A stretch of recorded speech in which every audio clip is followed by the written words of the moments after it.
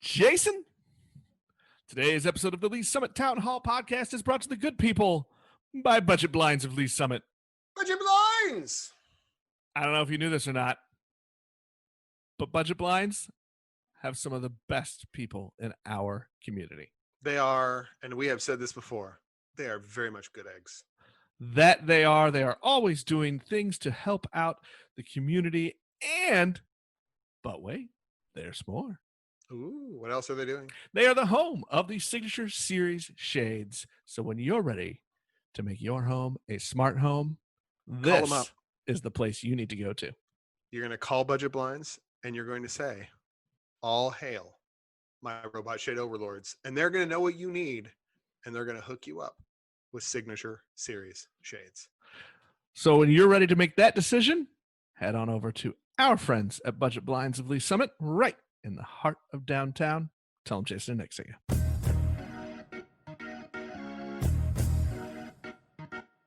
Hello again, and welcome to Lee Summit Town Hall, a weekly podcast about what you can do to make a difference. I'm Jason Norbury, and as always, I am joined by a man who is excited because there's baseball again. It's Nick Parker, the publisher of Link to Lee Summit. I am excited. Look, tomorrow, the Royals are finally back for a real regular season game. Kind of or exciting. Maybe a partial regular season. I don't know. Yeah. Can you call it a real game when there's no fans? Are we going to count any sports in 2020? That's what I want to know. Does any of it actually count? I don't know, but I'm excited to see little ball again. Yep. Well, it gives something to do in the evenings when we're sitting on the porch or doing whatever we're doing. So I have a question for people. Are you tired? Has the whole COVID thing? Are you tired of TV? I'm tired of TV. I don't want to binge anything else. I don't want to stream anything else. I'm done.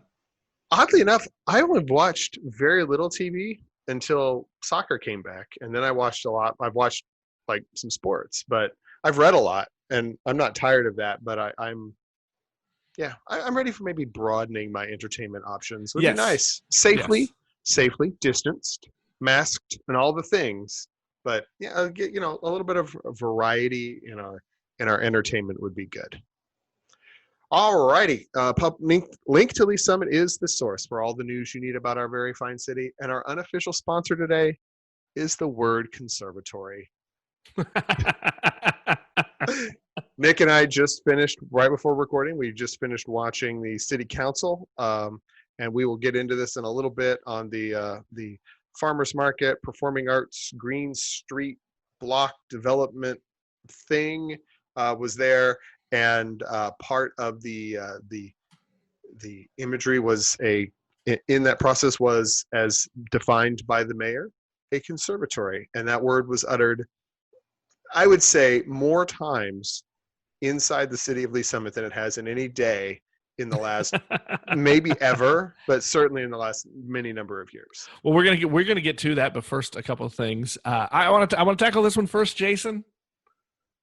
We're now 2 weeks in where you are former member of the Lee Summit Planning Commission. They have finally decided the Norbury era is over. And they are, I'm sure, celebrating in accordance with what they should be. So, 10 years, and it was time for me to be done. I was ready to go, and we've done it. That they've got a great group there. Maybe the replacements will be fine, and we'll see. I'm sure their hair will be better than yours. That's fine, and they may have some common sense. It may not stomp on the toes of the city council quite as regularly, but the group that remains behind was very good, and it was an easy time for me to transition off. So thank you to the city. I don't do this often. Everybody else. I don't do this often, but I'm going to pay you a compliment. Jason, 10 years on one commission is a lot of work, and you and I talk all the time on the show about getting involved and doing things in your community and helping the city plan and move to whatever the next level and the next thing is. So good on you, and good work over the last 10 years. And 7 of those 10 years were as chair of the Planning Commission, which is a lot of work. So thank you for your time with the city there. That is very kind, Nick. Thank you. I There, appreciate your I am compliment. done for the rest of 2020. There will be All no more righty. nice words spoken. No more nice words about Jason, that's for sure. Hey, before we get into the aforementioned discussion about the farmers market, performance space, development on Green Street, I want to go back to what we were talking about last week for just a few minutes, and let's talk about the Lee Summit School District's reopening plan for the upcoming school year. There's not really new information to give, just a reminder to parents and families that this is the week to make your decision about whether if you want to send your kids back to in-person school or do the online learning. I think there has been some confusion. There is a third option that they've talked about, which is a hybrid option, but that's not really a choice. This is what will happen with in-person learners if capacity guidelines change and require the schools to have fewer people in the buildings at a time, where they'll have to switch to some different schedules, and students will do some online and some in person.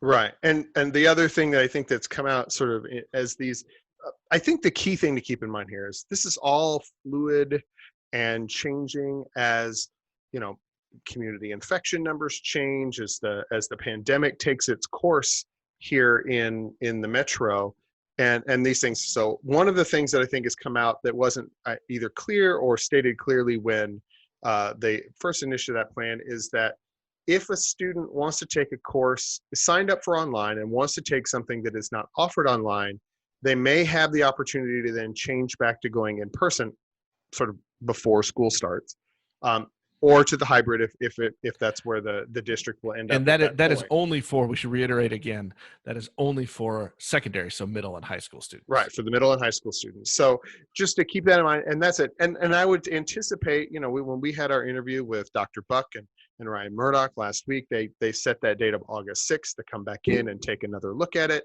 And you can look all around the metropolitan area, right? Kansas City, Missouri's has some issues with it. KCK Public Schools just put out guidelines about they're going to delay their start and only do virtual school for a period of time. So everything is kind of even in this point, on the table, because we just don't know what the virus is going to do. And unfortunately, you know, while Dr. Buck may be our new superintendent, the real boss of the school district now is COVID-19, and we're going to have to kind of adjust to that, and how that goes for these next couple of weeks, and then I think into the semester.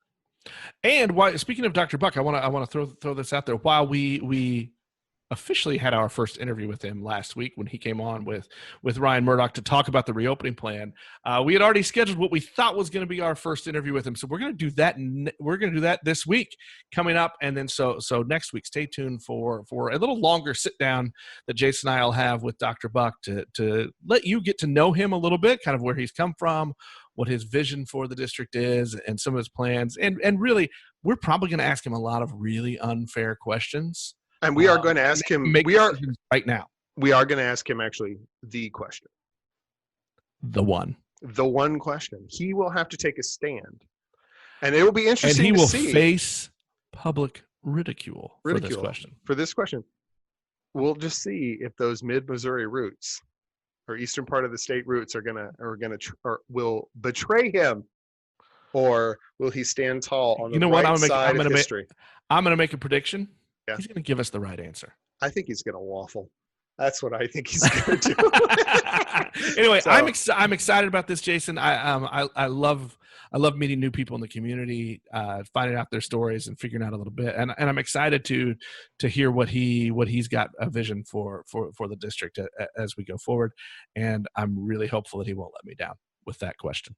Right. So a lot else has been happening because nothing is going on, but the big reveal tonight, finally, I think the mayor has hinted at it. He put some drawings and some ideas out in his state. I've had to sit on this for a while. You've been in the loop on that. For somebody who has a microphone at his disposal, it was very hard to remain quiet. Right.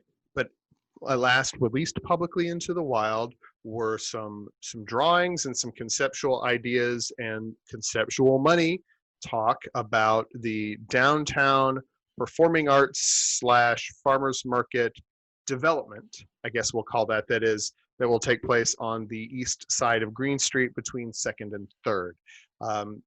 That's the sort of the key thing. We would encourage you to go, to look up on the city's website where they can see some of those pictures and understand that these are sort of city-based conjecture and concept of what they want. But take a look at kind of where the vision currently sits. And it's very early, and we're going to get into this a little bit. Things will likely change from those pictures, but let's backtrack a little bit, Jason. All of this started because 7 years ago in 2013, voters approved a community improvement bond, and one of the items on that was for an outdoor performance space in the downtown area.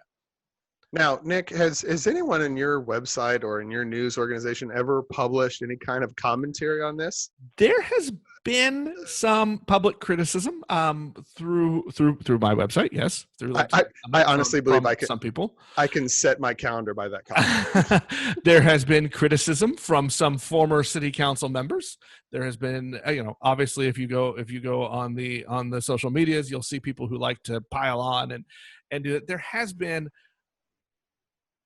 some criticism based on that nothing's happened, and that's fair. That is fair that there was a public vote and the city has not fallen through. However, I will say this, Jason. The problem isn't really that they haven't followed through. Sorry about that. Through. That's all right. That they haven't followed through. It's that plan was really doomed from the beginning. Oh, and absolutely. I'd like to start there because from my very, very, very small knowledge of the development world, I spent like 5 minutes in that world. I learned one very important lesson. It is impossible to develop something when you don't control the land.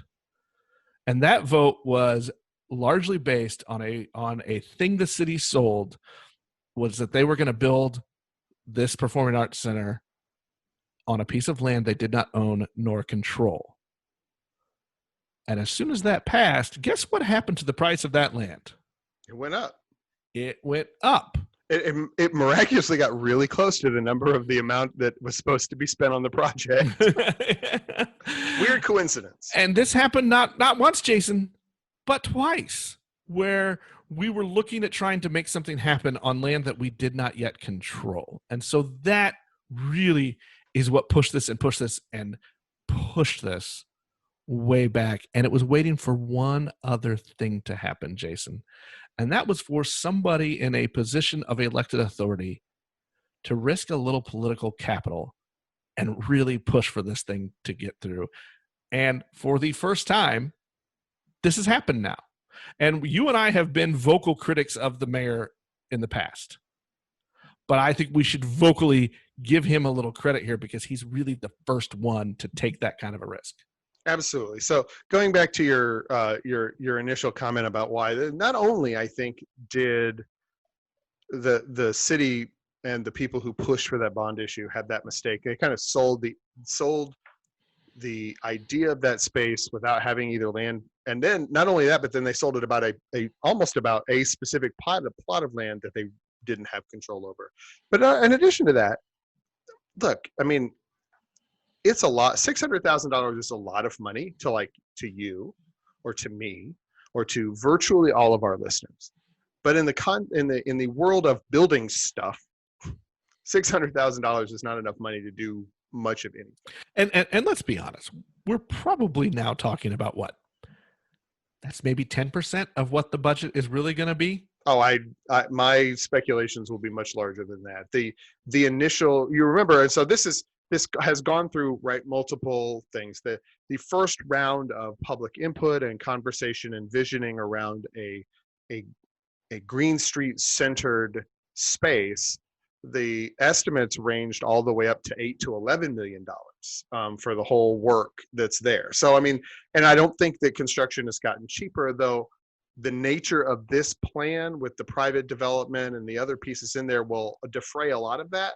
And there are some bits and pieces and differences that we can go into that, but we don't know what it's going to cost. But it's going to be well. Let's pause. Let's an order pause. of magnitude larger. You're right. Let's pause right there and let's talk about how the plan has changed, because we now are no longer talking about an outdoor stage, right? We now are including a new farmers market pavilion for this, which has been Jason, you and I are very involved in the Downtown Main Street program. This has been a huge goal for downtown for a long time, to have a new permanent home for the farmers market. It also now includes a lot of private developable space, right? So the goal here is really to pull in a private development partner that will take control of some of that land and do some private development there with it. So why don't you run through real quick what the whole project now looks like it will include? Right. So the whole project now is much larger in geographic scope as well as in financial scope. But so you think about there's space all on Green Street, the entirety of the eastern side across from City Hall, as well as a little bit of the land on which City Hall sits. There at the southwest, or I guess it's the northwest corner of Third and Green, but right there at the southwest corner of the City Hall campus.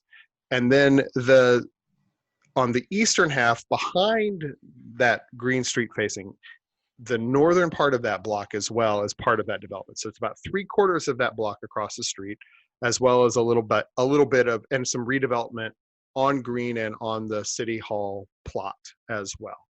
So that's the size. And so not only are we talking about putting in a farmers market pavilion, there is as the mayor has labeled it, a conservatory. There is the idea being that there would be a 30-ish room boutique hotel, some potential multifamily apartments, some apartment buildings there, as well as some other retail commercial development along Green Street as well. So that's the kind of the nature and structure. So there's a lot more pieces than, a stage and some seating than we had in 2013.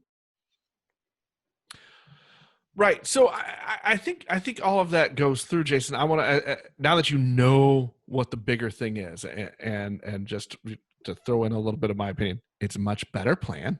I mean, these are a lot of good things potentially for the downtown area and for the community. So my question to you is this, Jason: do the prior missteps of the city, and I'm going to say of mayors, both current and former, of city council members, both current and former, and of city staff, do those missteps that led to not following through with what was voted on, as you look at the plan now, does that mean that you should not support it, or that you should question whether or not the city can or should pull this off? I think there's some. Is that fair of me to ask?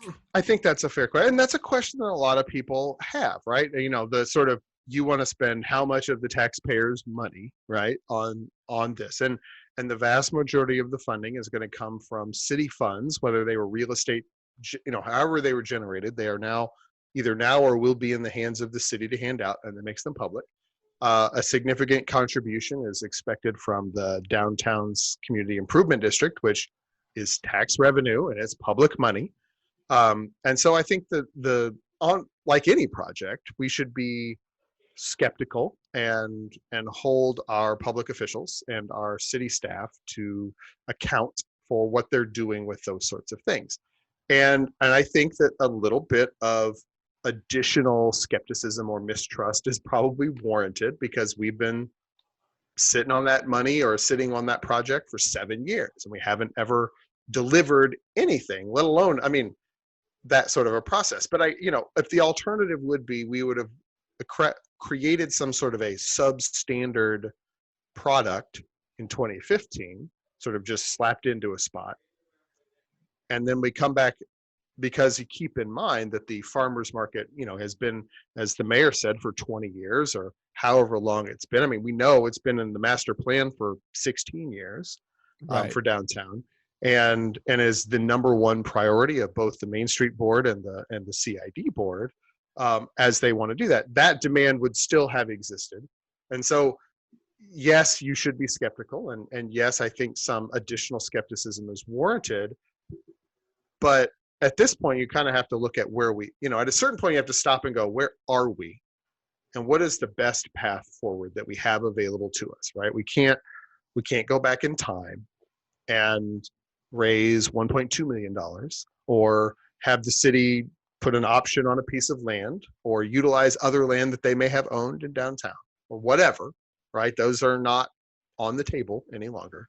So what is the option that we have available to us? And as a person who worked very intimately on this project, no, I mean, not the vision you see in front of you, but this Green Street farmers market performing space development idea for a long time, one of the things it really missed, and you mentioned this one earlier, is for someone on the dais at City Hall to put their weight behind it, to advocate for it publicly and openly.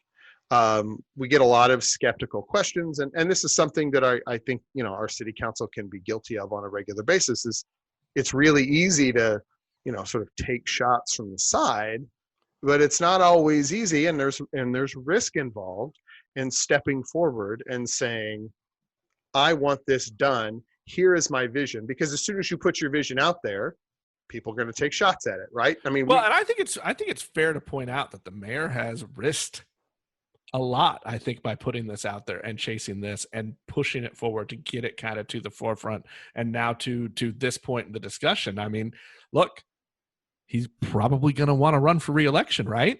Right. If he bungles this, that's gonna put a real, I mean, if this goes badly, whether he bungles it or not, honestly, if it goes badly, right? I mean, if we have a massive economic downturn and nothing happens and that land just sits there undeveloped for the next 18 months, re-election is going to be a real bear for him because he hasn't done it. He put it out there, he put his neck on the line, and nothing happened. Whether it was his fault or not, Harry Truman said it, right? The buck stops here, and he's going to get the blame for it, whether or not he deserves it. Right. And so, credit to him to put risk on the line to create this or to push this forward and get a vision out there. And I, is this the project that I would have, like, in this form that I would have chosen had I'd been in charge of it at the time? No. But my criticisms of it are, I want to throw out, nobody's asking you. Yeah, nobody. Well, trust me, they stopped asking me several years ago. But as a whole, I mean, but my point being is, while I may have differences in what I would like to see or how I would like it organized or what elements I would want involved, those can be hashed out. And this gets to the next point. All of the elements that are there right now are entirely subject to the willingness of a developer to help do it. Well, and that's great. Let's move to that point now, because I think from all of the discussion, I would encourage people to go watch some of that, to pull up the images and the things from the city council packet. But at the end of that, it really got down to this: what's next, and what we're at now, I think, and what City Manager Steve Arbro was saying is, if the council is ready to move forward on this and to keep going, then the city will be at the point where they start approaching developers, where they put out an RFP or an RFQ to start weeding out and finding the right development partner to come in and shape that vision based on markets and what the market demands and says will work. Right. I mean, so you keep in mind, in the vision that we have there, the two sort of anchor commercial pieces are a boutique hotel and an apartments. And all things being equal, those are not necessarily things that are going to make money, right? And the economic ground is shifted and will continue to shift in the next little time. And so we don't know what might work, right? I mean, there are guardrails out there. We're not going to get a Walmart neighborhood store on the corner of 3rd and Green, and we're not going to have. I'm going to say this: we're not going to get a Trader Joe's on the corner. We're not going to get a Trader Joe's. It's not going to be 12 stories tall. It's not going to be any of those things. It's not going to be. I was hoping for 34 stories. It's the apartments are not going to be subsidized housing. All of those things. There's like none of that stuff's going to happen. But within those rails, there's a lot of, if the answer for the housing development is, instead of apartments, is it, townhomes or row homes, maybe that's the answer. Instead of a boutique hotel with 30 rooms, it's a mixed use development of some sort with maybe more office instead of hotel or something of that nature. We don't know. And a developer has the tools and the market studies and all that, because at the end, remember, what the developer wants to do is make money. And that part of it is going to be what drives them to offer to, develop, to buy land, to sell land, to do all those bits and pieces that are out there. And until we see what those developers have in mind within those guardrails, we don't know. And so the final project will almost inevitably look categorically different than what the mayor has presented from OHH and Olson Engineering to put on the paper for us tonight. Well, I'm going to wrap it up this way. I'm going to wrap it up with a little bit of my own opinion on it. I am skeptical. I will always start at a position of skepticism, right, Jason? I think you and I have made that evident over the last few years that that's where we start from, right? Mm-hmm. But I am also optimistic, and I'm happy to at least be at a point where we're talking about it again, where land has been purchased. The city controls land now, and there is a vision out there, and we're at a point now where they can get to that next big step, which is find a private development partner to really come in and help figure out what will work and put together an actionable plan to get there. And I think that's what you want, is you want that partner to come in and put together that plan and say, hey, here's how we can get to where you want to go. Absolutely. And that's exciting for me to be at that point finally, because in 7 years, we haven't even come close to this point before. Right. So, and Nick and I have had many conversations off air, and they always boiled down to, sometimes colorful. Recently, right? Until recently, have always boiled down to, wake me when they get the land under control. And as of today, right, they have the land under control, and they're going to, they can move forward now, and they know what the numbers out are, and they know what they need to look at, and now we can talk about, and so I guess the next step is wake me when there's a developer on hand with some plans to go with it. So yeah, okay, I'm gonna change that a little bit, Jason. I'm awake now. Keep my attention. Keep my attention. Keep my attention. Go find a development partner and keep my attention. Absolutely. So all awesome. right, I want to wrap it up. Council. I want to wrap it up with two quick notes. One, another note about downtown. There's a new parking space in downtown. If you go by 3rd and Main. 4th and Main. 4th and Main. I'm sorry. 4th and Main. There's you're going to lose your board seat. You keep. I know. I just get the geography wrong. I'm out. 4th and Main. New. I believe it's 34 new parking spaces in this lot. So there's for those that like knowing things about environmentally friendly. It is a permeable surface. Yes. This is literally, it's a thing that I asked about. I would probably guess something on the order of 50 times in my time on the planning commission is, what can we do a little bit more permeable space for parking lots and things of that nature? So kudos to the city for doing that. It also, I think, has the benefit of, keep in mind, long term, that may be the site for a structure when the demand, comes forward for it.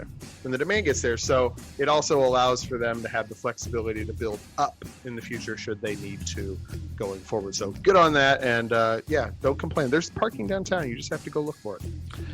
And one last note, coming up on Friday's episode of the podcast, I'm going to sit down with local business owner Reggie Gray. We're going to talk about entrepreneurship. We're going to talk about pivots made during all of this COVID crisis and how he's working to keep his businesses going. And, I don't know, we might talk a little world domination, something fun. We're going to have some fun. It'll be a good talk. Reggie is a captivating speaker. He's got a great story, so I'm happy to share that with everyone, and we will talk to everybody next time.